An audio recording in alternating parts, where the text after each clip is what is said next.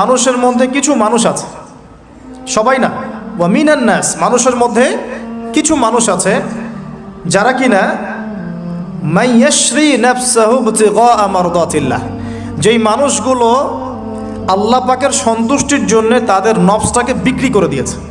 সুবহানাল্লাহ, চারটাখানি কথা না, কিন্তু মানুষের মধ্যে আল্লাহ কিন্তু সূরা বাকারায় বলেছেন শুরুর দিকে, মানুষের মধ্যে কিছু মানুষ আছে যারা মুমিন, কিছু মানুষ আছে যারা কাফের, কিছু মানুষ আছে যারা মুনাফিক, শুরুর দিকে পাবেন।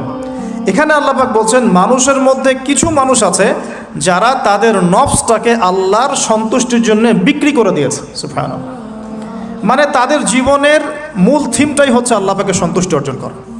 কোনো কিছুকেই তারা আল্লাহর সন্তুষ্টির উপর প্রাধান্য দিবে না। যদি কোটি টাকার অফার আসে হারাম, সে সেটা রিজেক্ট করবে, আল্লাহ নারাজ হবে। একটা সুন্দরী মেয়ে যদি জেনার অফার করে, সে রিজেক্ট করবে, কারণ সে আল্লাহকে ভয় করে।